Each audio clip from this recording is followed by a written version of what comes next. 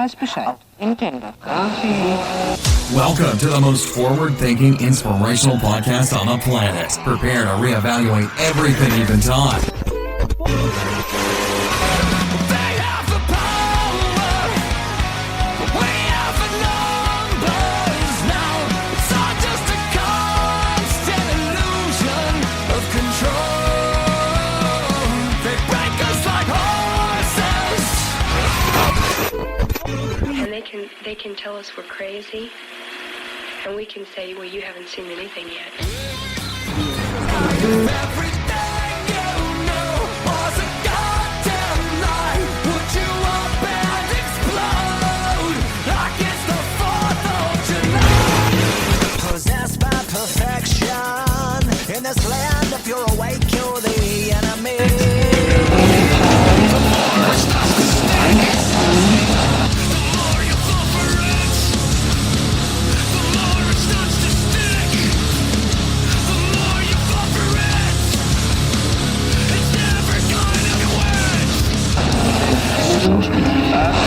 Where they lead, you will follow.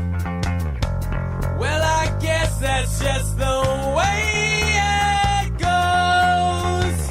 And if you look away, you'll be doing what they say. And if you look alive, you'll be singled out and tried. If you every day. Pick your scene and take direction. And on a search to connect. But I don't wear a mask and I have no regret.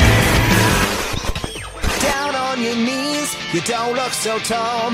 Open your eyes and the empire falls.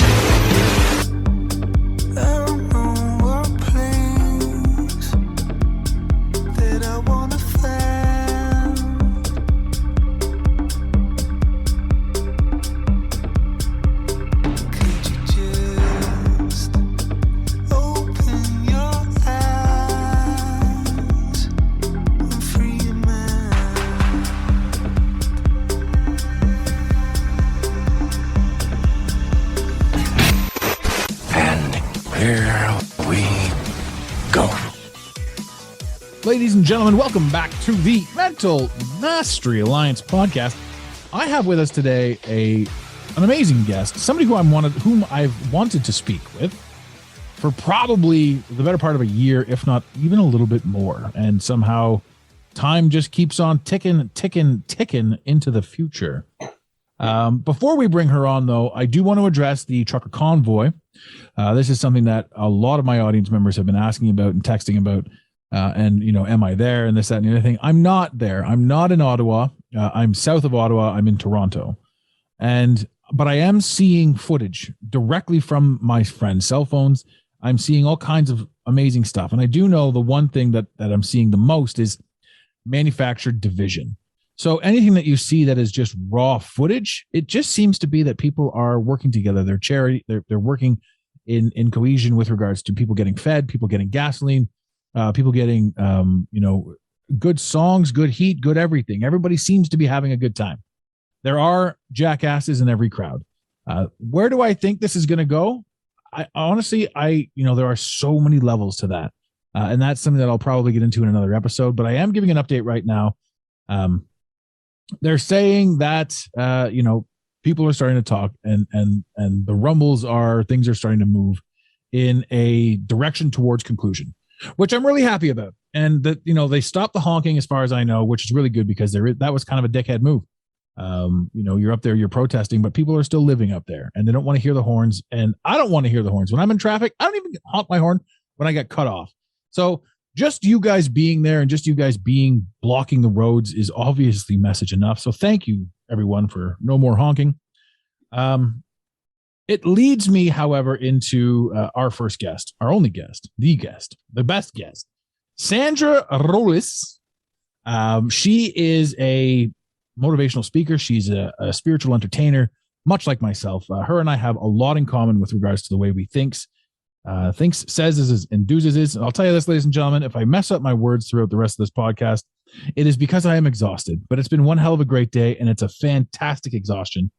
So without further ado, Sandra, welcome to the show. I was going to say welcome back to the show, but it was another podcast that you and I did. So welcome to the Mental Mastery Alliance. Thank you, Adam, for inviting me. We did a podcast probably about 2 years ago. No, a year and a half ago. And we met through a mutual friend whom I haven't heard much from recently. She's kind of gone MIA. And you struck me as somebody who was absolutely genuine, very sincere, and just speaking a message of rock solid clarity. You and I both stand on the same precipice of anti-division. And we live in a world right now that is massively divided, and everyone's looking for answers. And it's hard to stay in an anti-divisional mindset and give answers. How do you find that you handle that?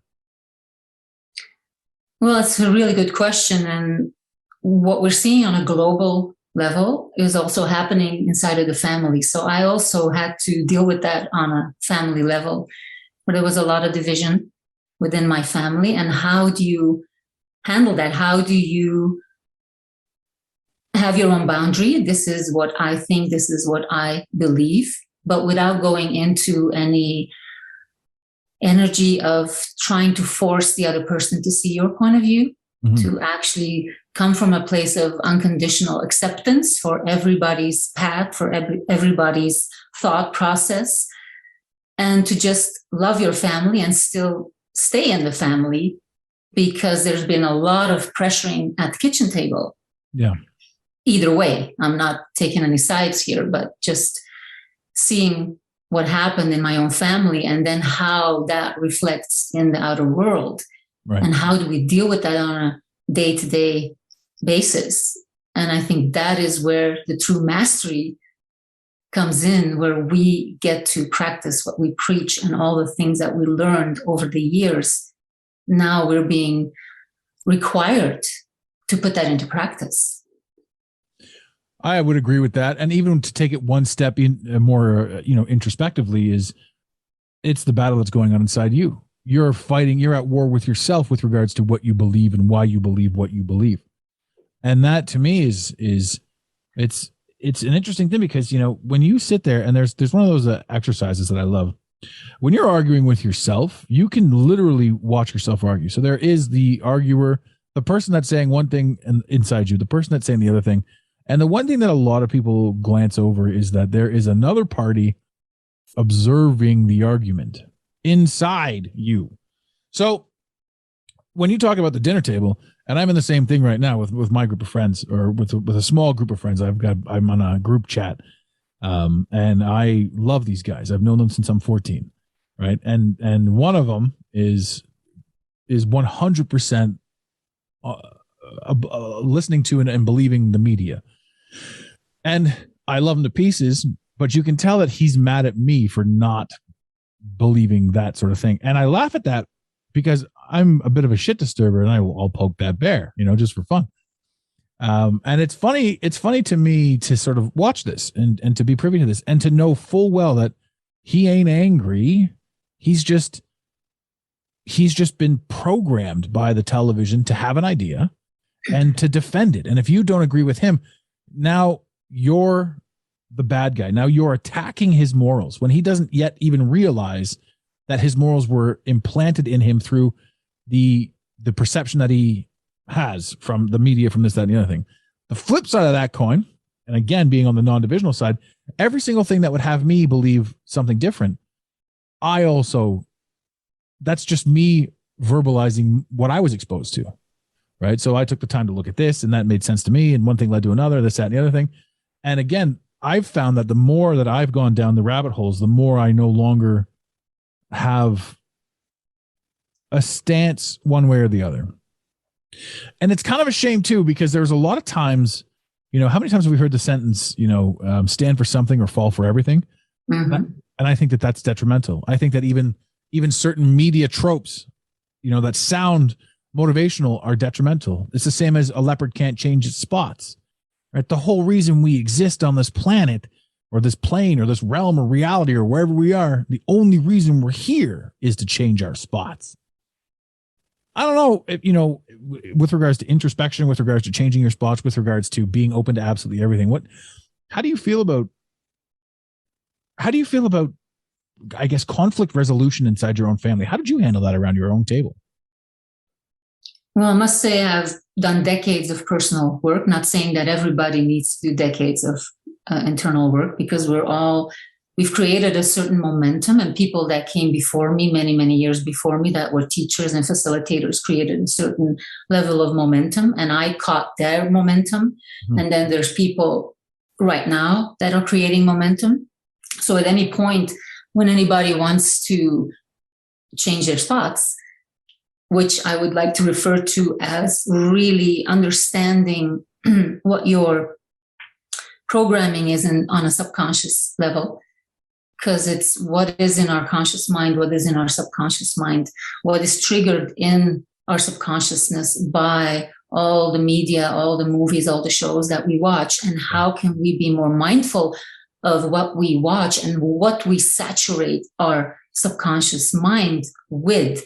Because from my own perspective, it was friends and family that also tried to persuade me into a different direction. Mm. But when I truly opened my heart and listened to them, I could see that they genuinely thought that I was in danger. Right. So how do you deal with that? You can only deal with that from a place of compassion, and at the same time, have your own boundaries and say, hey, you have to trust me on this. We've been friends. You've known me for a long time. You have to trust me on this, that I am following my intuitive guidance, or all of the information that I am saturating my existence with. So on a family level, I would say unconditional acceptance, unconditional love, and kind of we're in this shitstorm together. And it's like, let's not make any life-changing decisions while we are angry or while we feel misunderstood. Mm-hmm. And just practice nonviolent communication and practice holding our boundaries, because it doesn't mean that you have to listen to what they're saying necessarily. You can listen, but it doesn't mean that you have to change your way if that doesn't feel like it's what you and your heart want to do. Yeah. And to come back to the conscious mind and the subconscious mind, that ties into the programming, because up until the age of 7, our mind is so open to any type of information without any filters. Mm-hmm. And it is as if we are in a state of hypnosis. So everything that was taught to us, that we experienced, that was coming into our reality before the age of 7, plays a big factor, and especially now what's going on. So a lot of people go back to the default setting from when we were younger than 7 years old. So a lot of childhood trauma is being triggered. And what are you watching? What are you listening to? Because we can change our spots. We can reprogram our subconscious mind. And again, I'm coming back to the saturation. So I've come to a point myself where I stopped watching mainstream news many, many years ago. Oh, yeah. But now I've come to a point where even a show on Netflix, I have to be super vigilant, even watching a show that is popular and that back in the day I would do binge watching of a certain show. Mm-hmm. And now I'm becoming super aware where my energy drops, where I feel my energy is being drained, where stress hormones come up, where certain emotions are coming to a height. And I can actually tie it back to interactions that I have with people in real life, conversations that I have, but also with movies and shows, music. So all of us, podcasts that you listen to. So you have to constantly be vigilant and check in with yourself. What is working for you? And I love to use the Scale of Consciousness by Dr. David Hawkins, because it gives us a number and it's easy to work with a number. And for the listeners out there that have not heard about the Scale of Consciousness by Dr. David Hawkins, you can find it on Google, any type of search engine that you use. And he in his work says that the level of consciousness but 250 is neutrality. Anything below 250 gets us in anxiety, depression, fear. Anything above 250, that's where we can make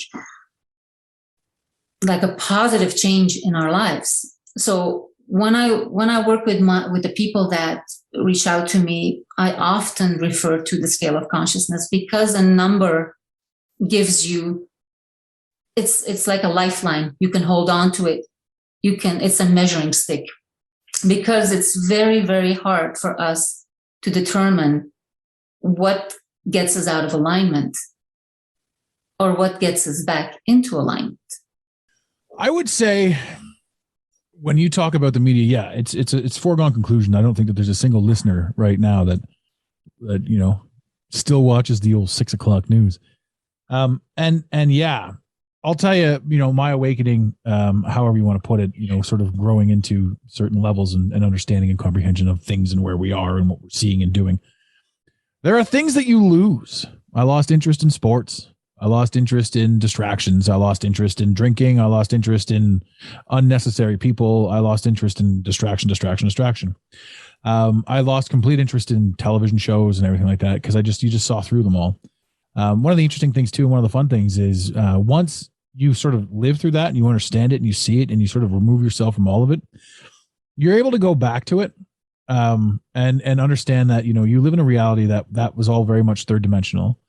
And even though it was third dimensional, and even though it wasn't necessarily, it was all just distraction to keep you away from your fifth dimensional, sixth dimensional self.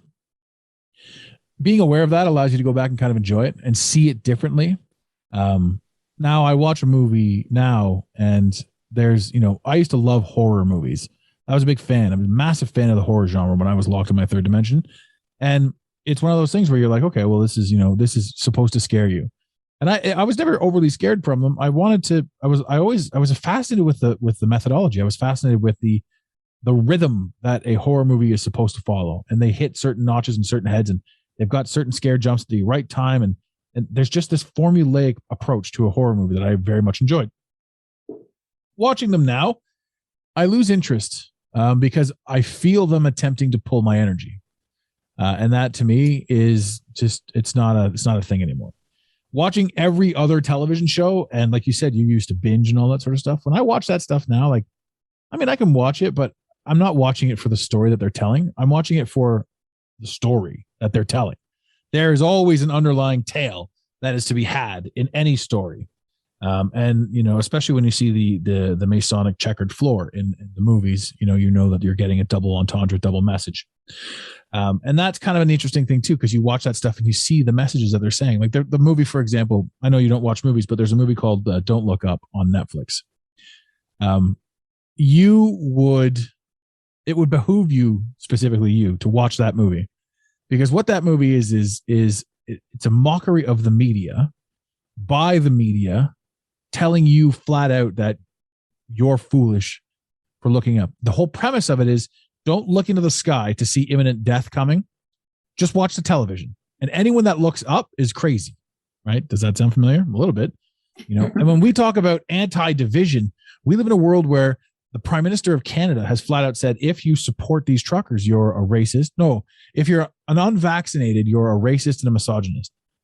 He went on television and said that. This man is driving division into our country, into Canada. Like not even just tapping at it. He's ramming a sledgehammer through it. And to me, it's like you're seeing these people who haven't had the opportunity to sort of tap into themselves, just kind of fall into the hate. And another thing too is people miss the hate. They miss the division. They think the majority of this, because this is how it was delivered, the majority of everything going on right now, you'll keep hearing this: follow the money, follow the money.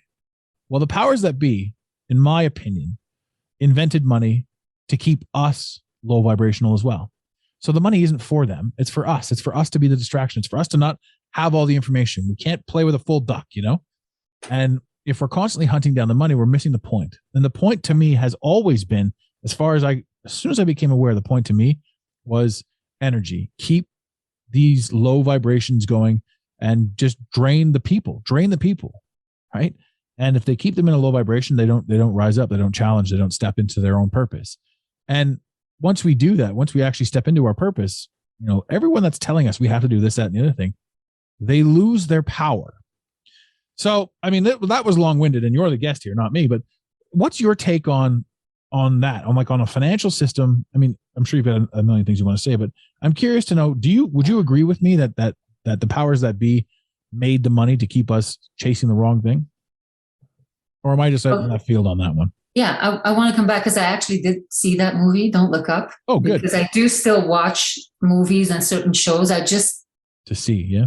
Tune in, like, when do I need to turn it off? When do I need to stop watching something? And I actually did watch Don't Look Up for educational purposes to see, because they need to hide it in plain sight, because that's part of the deal.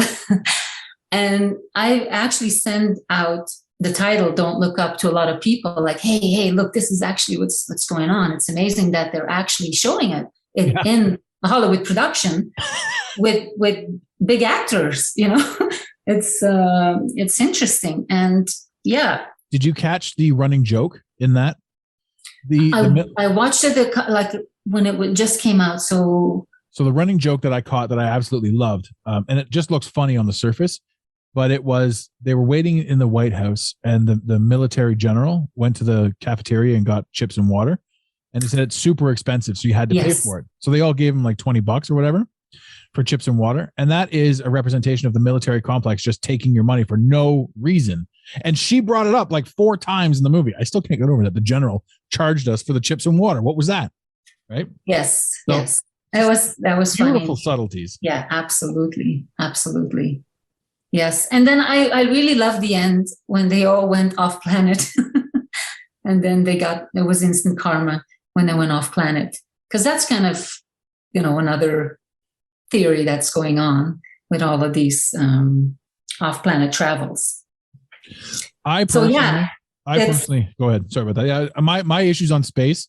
I don't have a definitive answer as to what space is, but I have a lot of questions. I can tell you that. Yeah, but the end of the movie was interesting to see, and you were talking about the financial system. And I do think that we are busy rebuilding something new, because we can destroy the old before we build something new. And we're having one foot in one reality, another foot in another reality. So, and just to make that more general, I think that goes for everything. That goes with taking back your power, with becoming a sovereign being, with having to use your own brain instead of it being constantly bombarded and programmed by somebody else. It's like we're taking back our power on so many levels. And that starts within. Yeah. It starts literally inside yourself. Like, how do I balance masculine, feminine? How do I balance my negative, positive polarity? There's always going to be polarity, and we do need the polarity to learn and to grow and to evolve. And even as we look at the bigger picture and all these global leaders, and I live in the United States right now, I took steps. I stepped out of my comfort zone many, many times to move from Belgium. And they're now calling Brussels the capital of lunacy, which is kind of funny because, that's my country of birth is Belgium. And I moved 7 years ago, but it was a series of uncomfortable steps that I took to get myself in the United States, in Arizona, in a state that is as free as it can be, globally speaking.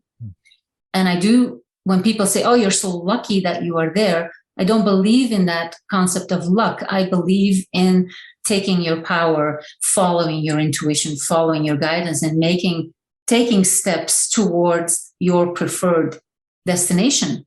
So did you see something like this coming? Is that the way you were sort of saying that? Like, did you see this in that way? Because again, not to toot your horn, but you're way more advanced in a lot of things than I am. Even though we're on the same path, you're 80 miles ahead of the road. And so did you see this coming, like this, the extent of what this is? So back when they were talking about the 2012 and what was going to happen in 2012, I got heavily involved in that and thinking like, oh my God, it's happening, it's happening. Mm. So certain things were set in motion. In 2012, a lot of stuff was set in motion for me. And when I look back in hindsight, I can see, wow, this all helped me to then in 2020, 2021, be wherever I needed to be. And because I honestly that would be so hard to be in Belgium right now. And my children still live there. Most of my family still lives there, and they are going through a whole rebirthing process. It's a very challenging process for a lot of people in Europe. That's kind of the countries that I'm following because I have friends and family there. But at the same time, I also honor every person's individual rhythm and all, everything happens at the right time for every individual. I have to believe that. That's the only way I can be in the present moment and honor everybody's path that they've chosen on some level. And when we see these global leaders, you can pierce right through it. You can see their agenda. They're all saying the same thing. They're all, they all went to Mr. Schwab's class, and they all went and got their... Charles Schwab, ladies and gentlemen. Yes, yeah. They all went to the same school. So on some level, what they're doing right now is just giving the people an opportunity to say no, to have a boundary.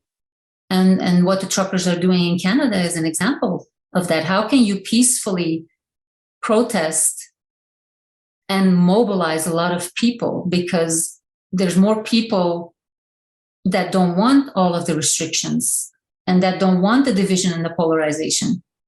Most people want peace. They don't want war. Yeah. And they were pushed.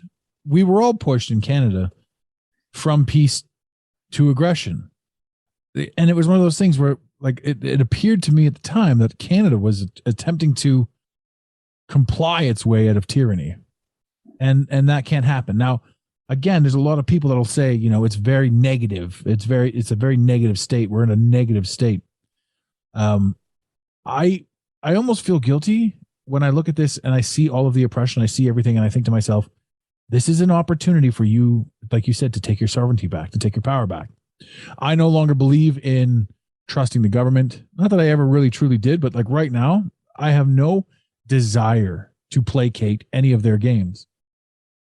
I have no desire to be at war. I have no desire to be aggressive. I will just politely tell anyone no whenever they ask me for something that I was blindly supporting before. And I'll explain to them why I feel that way. And since this all sort of woke up, like prior to all this going down, I don't know how you felt about it, but I know myself and a few other people like-minded, we all felt like outsiders, complete outsiders prior to COVID. Everyone made fun of us. We were tinfoil hat guys. We were this, we were that. But as COVID rolled through, like every single conspiracy we used to have to like quietly talk about in the back end, it all came true.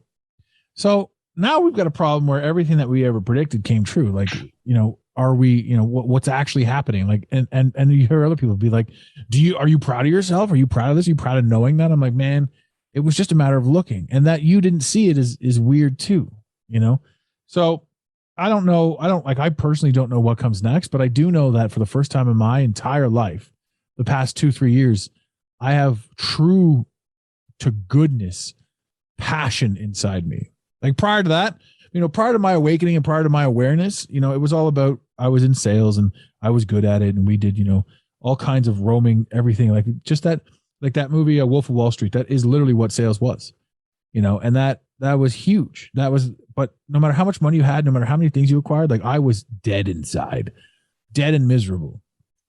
Right. So can I say that, giving all that up and taking on the mantle that I've taken on now made me 100% happier? 1,000%. Right. But now the question lies, was it, what came first, the chicken or the egg? Did I snap inside mentally, or did I just physically start changing? And I think at the same time, I personally think, and I'd love to get your take on this because I know you went from the third dimension to the fifth. What do you think took place? I think for myself, I think it was just sort of like I was in the darkness and then a light showed up kind of over there and all aspects of me sort of like a moth to the flame flickered over that way. So there was no what came first. I think it all happened at the same time. What's your take on that? What do you think? Yeah, I feel that right now, everybody's off the fence. So before, it was like you could be comfortably sitting on a fence and not take a side and not in a negative way, but not have an opinion about what's going on in the world. And we just got in this acceleration process where you have to pick a side. And I almost feel like people are rapidly waking up to their authentic, intuitive knowing of this is off. There's something's off. Mm-hmm. Something's off. And for me, yeah, that was a slower process. So in that regard, I commend myself for starting that work early. But that's not because I wanted to do it, Adam. It's because I was pushed into it because I come from a background of a lot of childhood trauma and a lot of stuff that happened to me in relationships. So I had to, for my own survival, I had to start looking into healing myself and taking control of myself, taking back my power. So I'd done this process, let's say over 20, 30 years time span. And I see people being blasted, they're in the pressure cooker and everything's going so fast. So that is very challenging for people. But I can look at it from a place of compassion. Like, yeah, I remember being in that pressure cooker. I remember how uncomfortable that felt. But in hindsight, that's how we learn. We have to live our lives forward, but we learn about life by looking backwards and turning pain into wisdom. So when I look back, it's like, wow, every step I took caused me to be right here where I am right now and feeling the way I'm feeling right now. And I think that's where that momentum and people that came before me, because I had to have mentors and teachers and facilitators to help me to get out of a big black hole when I was in a depression or not feeling very well. And ladies and gentlemen, sorry to cut you off, Sandra. Ladies and gentlemen, that doesn't mean she went out and bought coaches. That goes into what information you take in. That's audiobooks, that's YouTube pages. That's just information. That's somebody who's done something that you're trying to do. Those are your mentors. They're available everywhere. So I wanted to clarify that. It's not like you had all the money in the world and you just went and bought your way out of it. Oh, no. Bought your way out of it. And I think why it took me a couple of decades is because I did not have everything at my fingertips for free, which now we get to choose what we watch, who we listen to, what we saturate our subconscious mind and our conscious mind with. When you go back 30 years, you have maybe had to go to the library and find something, and how hard was it to find something, or go to a professional, and it was kind of a hit or miss thing. Right now, we have so much information. So many people are putting out amazing stuff for free that is readily available day or night. Yeah. So right now it's much easier for people that are jumping on this train and are feeling like whatever I was doing, it's not working. I'm not happy. It makes me anxious. I want something else. It's right there. And you have one of the most amazing pages on YouTube as well. And somehow you've managed to dance around a lot of warnings and all that sort of stuff. So like you're still up and you're still active with a really solid following on the YouTube. And, it's a beautiful place to be because you can share your message. Do you think that you're ready? Because obviously, just sort of the way you went through everything and the way the world is going through stuff right now. And we've had these conversations in the past, myself and a few other people that, and you mentioned, you touched on it earlier, how we're replacing the old with the new, and you can't do it. You can't just wipe the old out and start anew.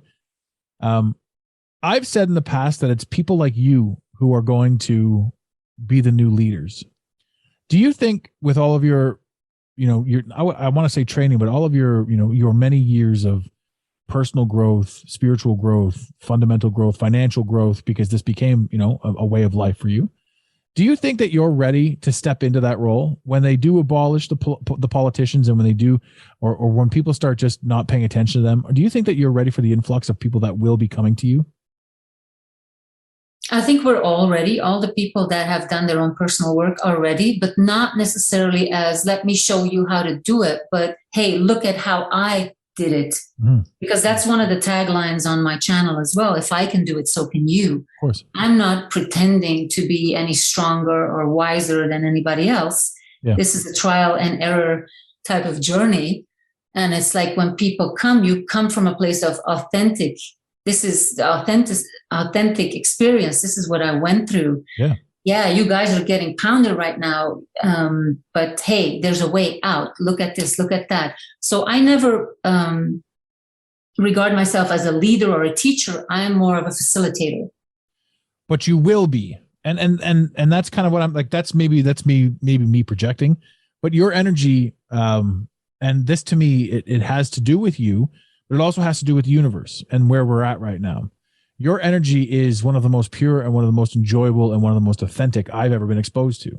So when you and I first did that podcast, I said, I absolutely want to get you on the show and just express or share your energy with my audience. And there will come a time where there is nothing left out there, where all of these people that are fighting for us right now and the people that are yelling at us, they'll be the ones that are looking. And there'll always be a group of people that are kind of around. Ladies and gentlemen, I'm getting a notification on my screen that's telling me that my internet is unstable. So if you're hearing chop out, know that I did my best in post to fix that. But back to you. There will come a time where, yes, you're not the kind of person that's going to say, rah, rah, shish, boom, bah, let's walk on coals. You're going to say, here are the things that I went through. Here's how I handled it. These are the things that I thought. These are the things that you can think. These are the things that, maybe you haven't looked at this in your life. Maybe you haven't looked at that.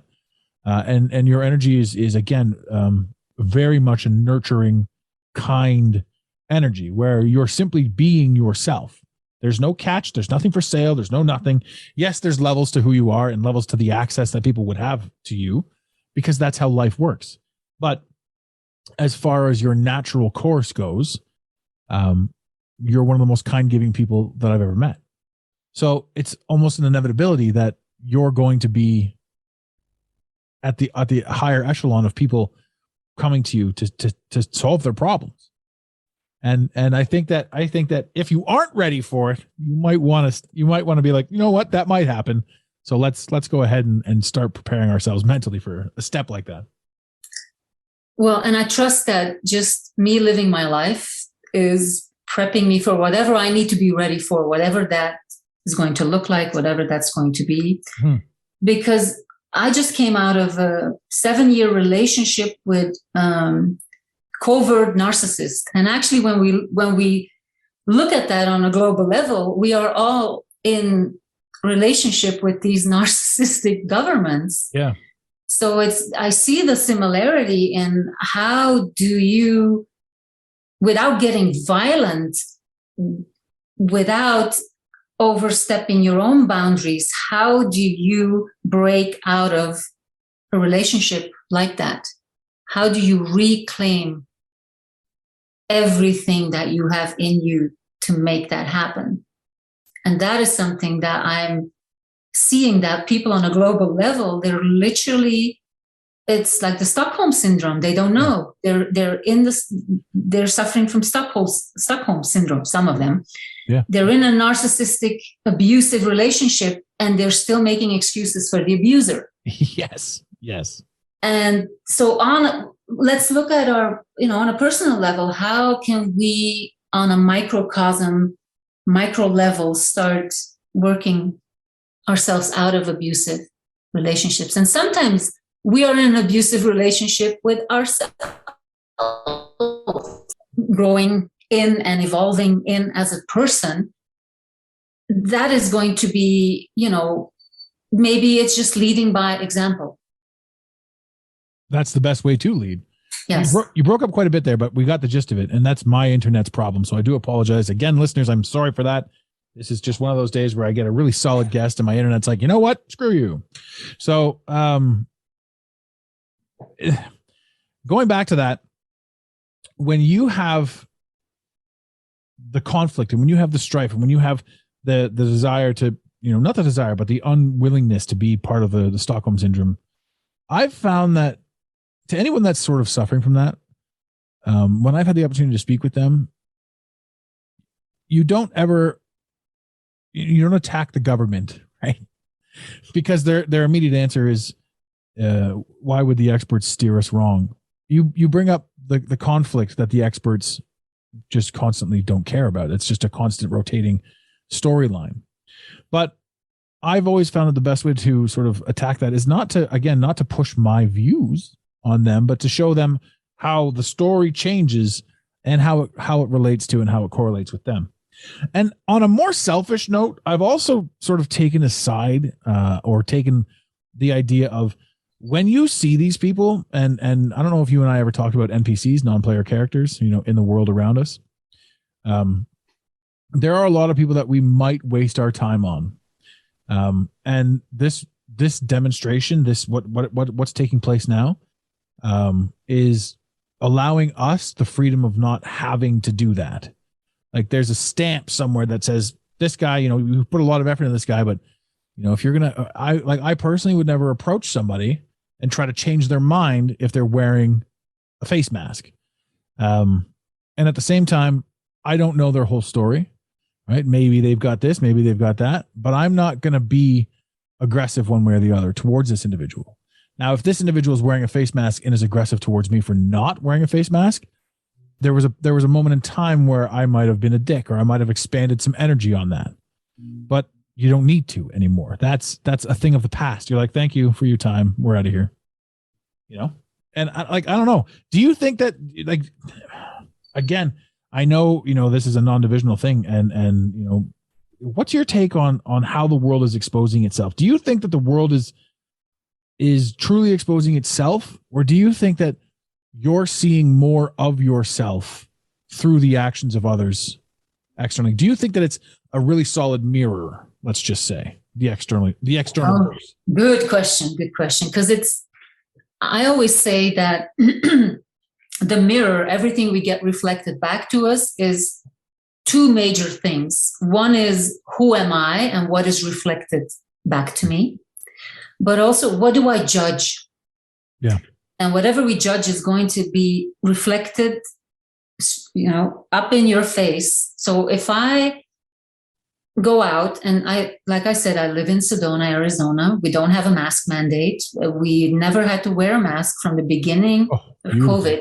So we went to the stores, we went to the restaurants. We could go anywhere without a mask if we chose to do so. So I had that opportunity to, in real time, see people that chose to put on a mask and people that didn't choose it. Yeah. And how do they interrelate? How do they communicate verbally, non-verbally? Right. And I went through different phases. If I saw a person in his car all by himself wearing a mask, my instinct reaction was like, what? And then I had to be like, ooh, okay, I'm judging this. So that's something I can work on my judgment. My judgment is my business. Yeah. What anybody else is doing is none of my business. Now, on the other hand, there were certain supermarkets here in Sedona that started to force people to wear a mask. So what we did as a community, we took our money elsewhere. Yeah. And changed the policy with our wallets. Yep. Without being forceful, without going into a nasty discussion with you shouldn't be doing this or shouldn't be doing that. And they changed their way because they saw their community moving away from them. Mm-hmm. So it was a nonviolent protest of we'll take our money where we are welcome to come with a mask or without a mask, because I'm not saying, I'm not arguing either way. I'm just saying there has to be freedom of choice. Yeah. And when you're going to get the people that say these things like, well, freedom of choice, freedom of this, freedom of that. And these are the Stockholm syndromes. And I've had these conversations with people. It's like, well, that same store that's not making you wear a mask is making you wear pants. I'm like, oh, okay, Karen, so it's like anyone can latch on to whatever it is. And this falls back to your thing, which is a trauma, childhood trauma.